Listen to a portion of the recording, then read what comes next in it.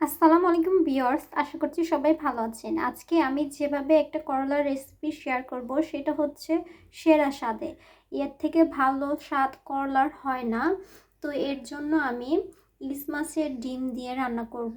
তো রুই মাছ বা কাতল মাছ যে কোনো মাছের ডিম নেন না কেন এই স্বাদটা পাবেন না, শুধু ইলিশ মাছের ডিম দিয়ে পাবেন। তো চলুন শুরু করা যাক। এখানে নিয়েছি আমি 4টা কাঁচামরিচ ফালি নিয়েছি, এই যে ইলিশ মাছের ডিম যতটুকু বের হয়েছে, মানে কি দুইটা দুইটা পার্ট যে থাকে মতো। আর এখানে নিয়েছি দুইটা বড় সাইজের পেঁয়াজ কুচি করে নিয়েছি, একদম মিহিন করে নেই, অল্প একটু মোটা রেখেছি। এখানে নিয়েছি আলু, এই মতো করে কেটে কেটে নিয়েছি, ওটা হচ্ছে বড় সাইজের আলুটা। আর এখানে নিয়েছি করলা, এক পা করলা সুন্দর করে কেটে নিয়েছি ধুয়ে। আগে করলাগুলোকে কাটবেন, তারপরে ধুয়ে নেবেন, তারপর রান্না করবেন। এতে করে করলা তিতা হবে না, স্বাদ ঘ্রাণ সবই ঠিক থাকবে। প্রথমে আমি মাছটাকে ভেজে নেব, এর জন্য অল্প পরিমাণ হলুদ মরিচের গুঁড়া, অল্প পরিমাণ লবণ দিয়ে মেখে নেব। মাখানো হয়ে গেছে, এখন এটাকে আমি ভাজা ভাজা করে নেব, একদম লাল লাল করে ভেজে নেব। এখানে কড়াই গরম হয়ে গেছে, এখন পর্যাপ্ত পরিমাণ সয়াবিন তেল দিয়ে দিচ্ছি। এখন দিয়ে দিব ডিমটা।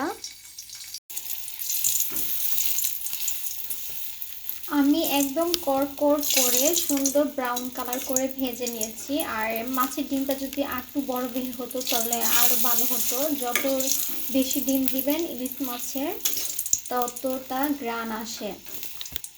এখন এটাকে নামিয়ে ফেলবো। এখানে আমি আরও তেল দিব, অ্যাড করব, করলাতে যেহেতু একটু বেশি পরিমাণ তেল লাগে, তো এর জন্য পর্যাপ্ত পরিমাণ সয়াবিন তেল দিয়ে দিয়েছি। এখন দিয়ে দিব কাঁচামরিচ আর পেঁয়াজ কুচি।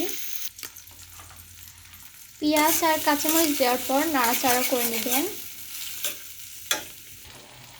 এই পর্যায়ে দিবেন হাফ চামচেরও কম হলুদ মরিচের গুঁড়া, স্বাদ অনুযায়ী লবণ। পেঁয়াজটা কিন্তু আমি নরম করে নিই, জাস্ট দেওয়ার পর একটু নাড়াচাড়া করে কিন্তু বাকি মশলাগুলো দিয়ে দিয়েছি। এই যে মাছ ডিমটা ভেজে আমি এভাবে চটকিয়ে নিয়েছি, এই যে অল্প পরিমাণ পানি দিয়ে হলুদ মরিচের গুঁড়া আর এগুলো একসাথে কষিয়ে নেব।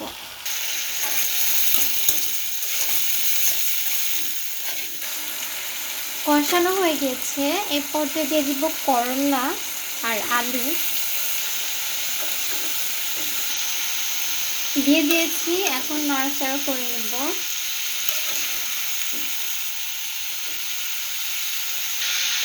আমি এই রান্নাটা কিন্তু মাঝারি জালে করছি, হাই হিটে না। তো এই জিনিসটা খেয়াল রাখবেন, মাঝারি জালে এটা সুন্দর সিদ্ধ হয়ে যাবে, এটাকে ভাজা ভাজা বা পুরো পোড়া করবো না।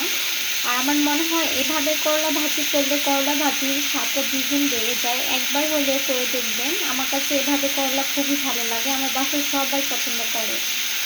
দেখতে পাচ্ছেন কালারটা খুবই সুন্দর দেখা যাচ্ছে। আর সবসময় খেয়াল রাখবেন যে কোনো ভাজিতে বারবার তেল দিবেন না, একবারই তেল দিবেন, এতে করে ভাজির কালারটাও নষ্ট হয়ে যায়, স্বাদও নষ্ট হয়ে যায়। করলা ভাজি কখনো বারবার নাড়াচাড়া করবেন না, এতে করে করলা তিতা হয়ে যায়। দেখতে পাচ্ছেন এই যে হালকা পোড়া পোড়া ধরে এসেছে, তখন আমি এই যে নাড়াচাড়া করছি, তাছাড়া নাড়া দিব না। এতে করে করলা খুব তাড়াতাড়ি সিদ্ধ হয়ে যায়, অ্যান্ড দেন তিতা হয় না, কালার স্বাদ ঠিক থাকে, ভর্তা ভর্তাও হয় না। করলা রান্না করার সময় একটা জিনিস খেয়াল রাখতে হবে যে চুলার জালটাকে বাড়ানো বা কমানো যাবে না, যে জালে আছে সেই জালেই রান্না করতে হবে, মাঝারি জালে।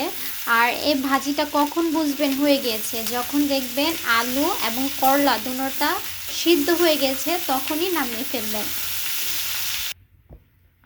আমার এখানে করলা এবং আলু দুটোটা সিদ্ধ হয়ে গিয়েছে, এখন নামিয়ে ফেলবো। দেখতে পাচ্ছেন তেমন একটা তেল দেইনি, এই যে তেলের পরিমাণও ঠিক আছে, অনেকে ডুবা ডুবা তেলে করে।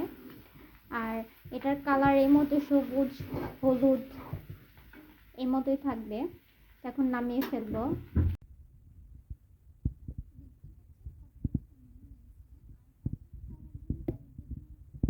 সবুজ সবুজ নেওয়ার জন্য জামাতের করলা যেটা এনেছিল এটা একটু সবুজ কম ছিল, হলুদ হলুদ কালার দেখা যাচ্ছে। সবুজটা নিলে দেখা যায় যে সবুজটা বেশি দেখা যায়, হলুদটা কম দেখা যায়, সুন্দর লাগে।